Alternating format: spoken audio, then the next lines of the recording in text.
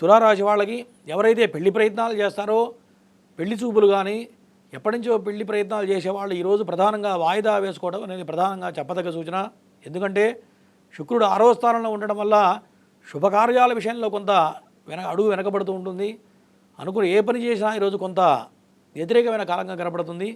ప్రధానంగా శుభకార్యాల విషయంలో మాత్రమే కొంత వ్యతిరేకంగా కనపడుతుంది ఈ యొక్క తులారాశి వాళ్ళకి.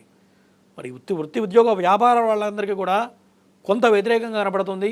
ఎందుకంటే ధనాధిపతి నీచలో ఉండటం, అట్లాగే సప్తమంలో కుజుడు ఉండటం వల్ల కుటుంబానికి కొంత అనారోగ్య సూచనలు కనపడుతుంది.